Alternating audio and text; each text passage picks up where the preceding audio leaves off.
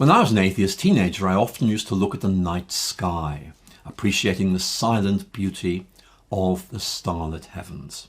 And yes, they were beautiful, but that beauty could not conceal what was, for me back then, a disturbing truth, namely the immensity of our universe and my own insignificance and transience. And I used to look at the belt of Orion. Many of you will know this. It's a group of 3 stars that were particularly prominent in the Irish winter night sky. And I knew enough about those stars to know that their light took more than 1,000 years to reach Earth. So I was really seeing those stars as they were 1,000 years ago, not as they are now. And here was the point that really depressed me back then when I was an atheist teenager. By the time that light leaving those stars reached Earth, I'd be dead. So the stars were symbols of my cosmic insignificance. This infinite distance between God and humankind is bridged by God. It's bridged in the act of incarnation, in which God visits humanity, thus demonstrating how much we matter to God. God goes to all that trouble to do something about us and come to be where you are. Without God, we feel small, insignificant, and pointless in the midst of a meaningless world. There is nothing wrong with science. It's just that it's incomplete. We need more than science if we're going to lead meaningful lives. We need to know, for example, that we matter. That's a point to life. We need to know that we have some intrinsic significance, and that's what existential security is all about. And Christianity gives us this wonderful reassurance that we each matter to the God who created us, and that this is demonstrated to us in the life and death of Christ. The scientific map helps us to understand how we as human beings function, and that's really important. It's important medically. Yet a theological map helps us to understand our deeper needs and goals as human beings, and that's important spiritually.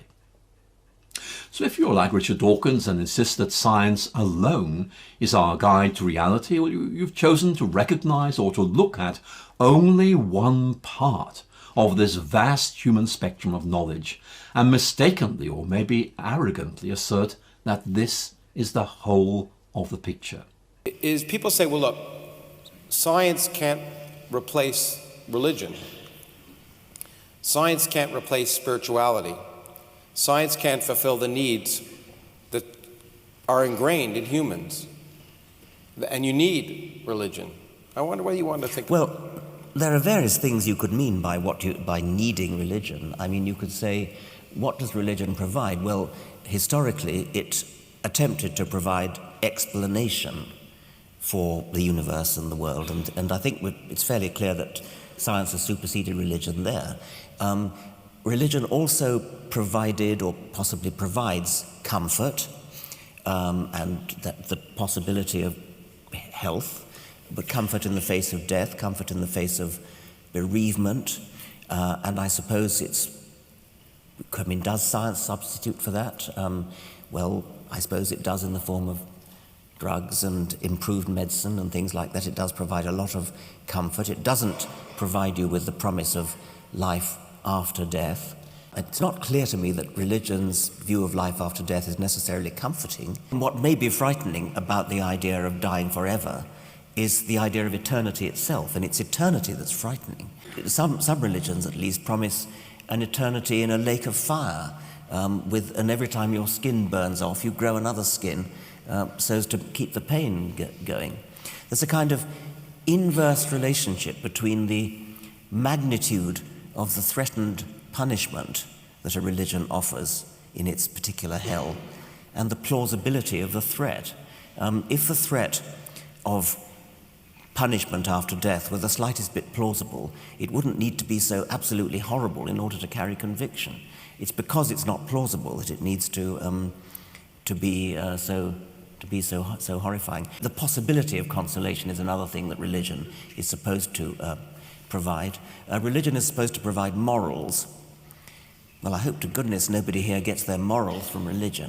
The main thing that religion might have been thought to provide is what's sort of loosely called spirituality.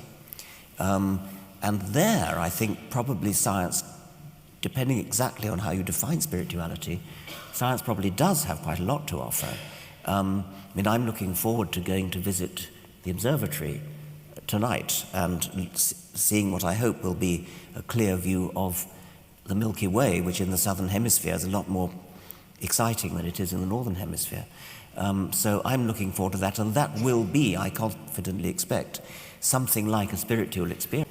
It's such a privilege to be alive in the 21st century and to look out at the stars, look down a microscope, to look down an electron microscope, to look into a single cell and see the prodigious, stupefying complexity of a single cell, and then realize that there are trillions of those cells in your body, all conspiring together to produce a working machine which can walk and run and eat and have sex and think, reflect, understand why we exist, understand where we came from, understand where the universe came from, understand the magnificent fact that it could all have come from nothing and built up from nothing into galaxies, into stars, into chemistry, into primordial life, into genes, into primitive bacteria, protozoa, and then right up the evolutionary progression to become, in Julian Huxley's words, conscious of itself. What a privilege it is for each one of us to have in our heads an organ which is capable of comprehending that, of constructing a model of the universe inside our heads. It is sad that that model will die when our brain dies, but my goodness, what a privilege it is before we do die to have been able to construct that model in our heads and to understand why we were ever born in the first place.